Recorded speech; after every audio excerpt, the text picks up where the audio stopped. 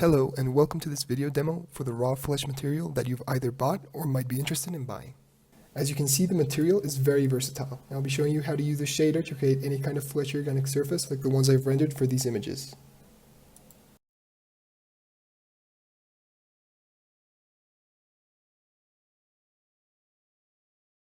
I'll start off by explaining each input option on the shader so that you understand every customization option in this material. So, once you buy the procedural raw flesh material, you'll get this file, which contains the exact spheres that I used to render this image. So it has different variations of the flesh material, but they're all the same shader, so you only need one. So I'll take you through how to append this material and how to use it in your scenes. So first I'm going to create a new scene. Let's delete this. And I'm going to add a sphere. So it's going to be a cube, and let's subdivide it.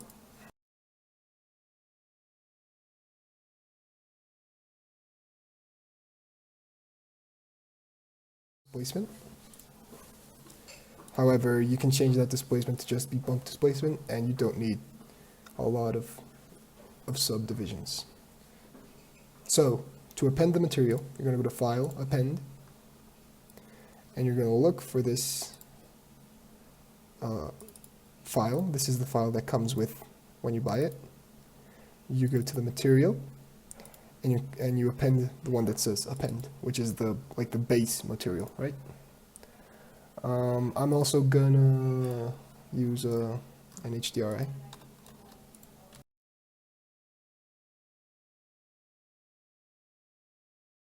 So this is the HDRI we're using.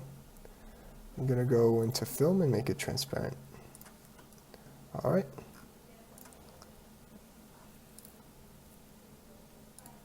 Now I'm going to give this material the flesh material. Gotta wait for it to load up. Oh, it's an Eevee. I'm going to use cycles for the displacement, but it works in either render engine. All right, and there you have it. This is the complete material. All right. Gonna move this in a bit. All right, there you go. So now you have the material in your scene. Now I'm going to take you through all the customization options. So first of all, we have our color correction. This indicates how to move this color within the RGB spectrum. This base color, which is kind of like a brain matter kind of color. So if you want it to be more red, more bloody, you can take it in this direction, right? If you want it to be darker, you can also move it down. Make it more, for example, if you're making like a zombie meat or something, you want it to be like kind of rotten, blackened flesh, right? You can also if you want, let's see, if you want like a swamp monster, you can make it green, maybe a bit darker as well, right? And all right, so that's the color correction, right? The default is just white. Scale is just like the normal scaling of any texture. So if it's scaled down, you can see it's basically the same thing. It's just scaled down, right?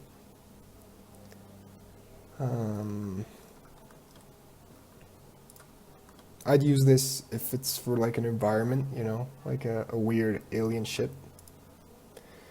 I don't know, you can make it like blue or something. Like that. It looks weird. All right.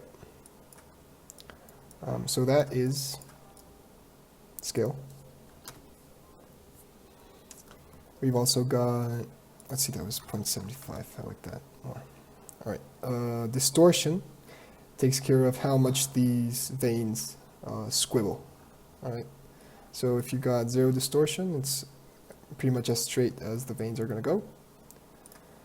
And if you up this to 0.5, they're all messed up, right? They're all looking weird. And I put the slider up to 1. It makes it look very weird, but that's just in case you want to do like some stylized kind of thing.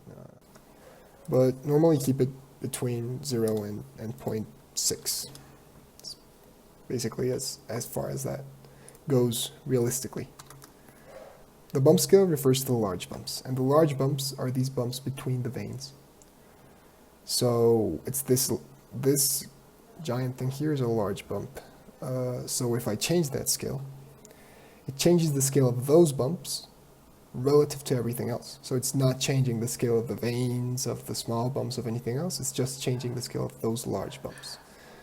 You can also make it smaller, you know. This looks, it looks cool. It looks, you know, like a tumor or something, right?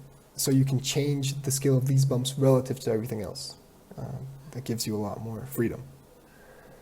Now, this large bumps works for the displacement of those large bumps. All right, so I'm gonna set up here. You see that this is displaced. If I change this to 0.2, it's a lot less displaced. It's like minimal, right? And if I change it to 2, it's a lot more displaced, right? So you can play around with that, right? This actually looks a lot more like a tumor. I mean, maybe if we change the scale down, yeah, that looks, it starts looking cool, right? So large bumps were 1 and bump scale was also 1. Now the small bumps are these small irregularities along the surface. It's a lot smaller scale than the large bumps. And it also refers to the displacement of those. So if I go 0.1, it's going to be a lot smoother, the surface, right? And if I go to, I don't know, 3, you see the surface is a lot bumpier. So those are the small bumps that slider refers to, all right? All right, we're halfway there. Now we're at the veins. So the veins are also displaced a bit, right? That's so you can see like that bump right there.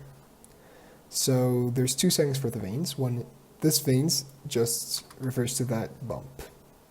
So if I go to 0, that bump is minimal. It's very small. If I go to 3, that bump is very large. They're highly displaced. I'm gonna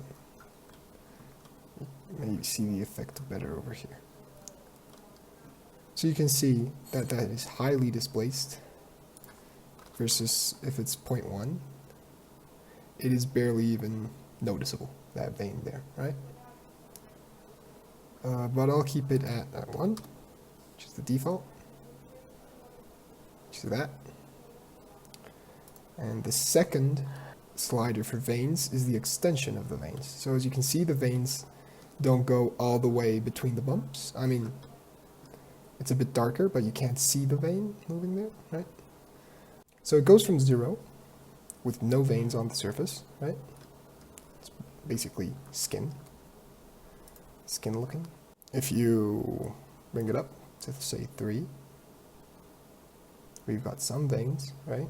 Going across there. Maybe 1 is a lot less. So they're only right here, right? And that goes all the way up to 10 with the veins going all across that surface. And you can see these little veins, right? That are like beneath the skin, right? The surface, creeping out there, right? And the default, I've set it to 7.5, but you can do whatever you want with that. All right. As you can see, there's still these little veins beneath the surface, but they're much more backed out.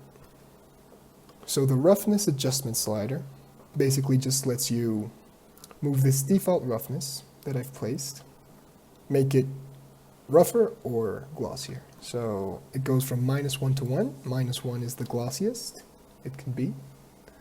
So that's basically like a mirror glossy, right? and one being very rough. So it shouldn't reflect at all. Yeah. So that's extremely rough. Let's say you can make small adjustments like, say, 0.3.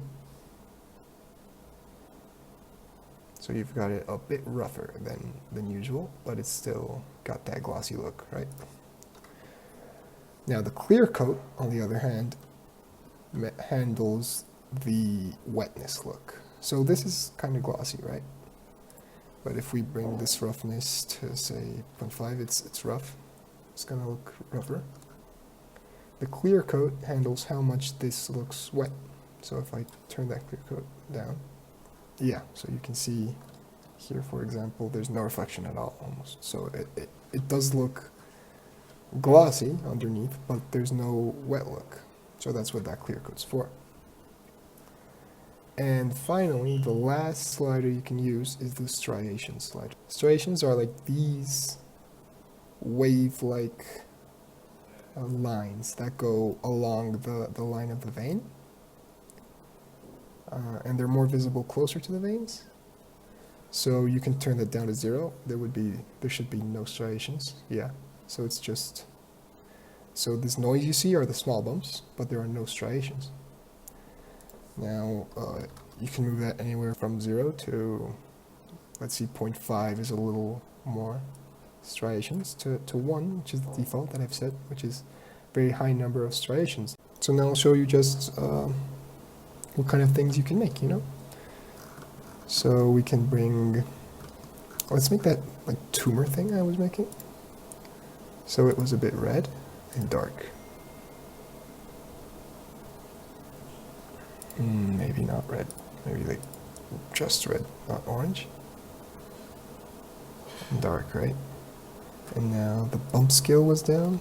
Let's make it 0.6. And let's see.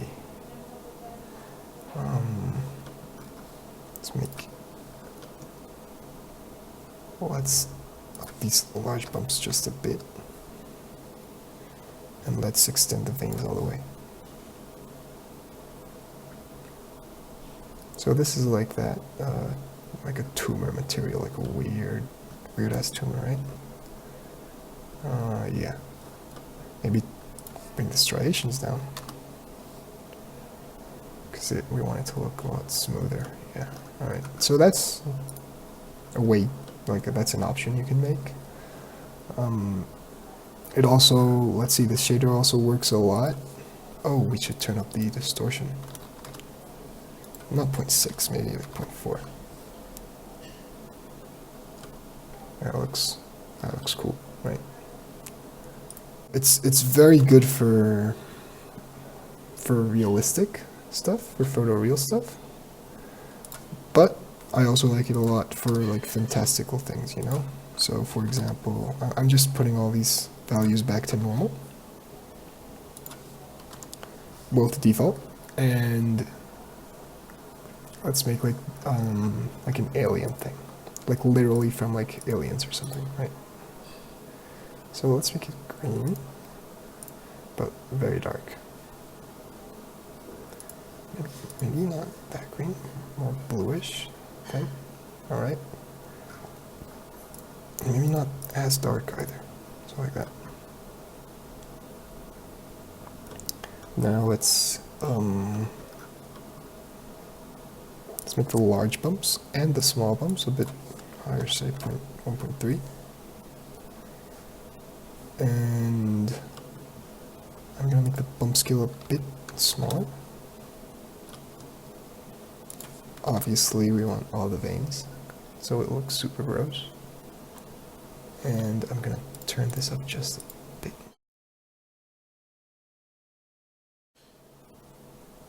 Alright, and let's make it a bit less rough as well, so it's a bit more like gooey. And let's up the distortion a bit, and I'm gonna set the scale lower. So this is like, I'm gonna make it 0.75. Like an alien egg. You know what I'm gonna do? I'm gonna actually make it look like the shape of an egg, you know?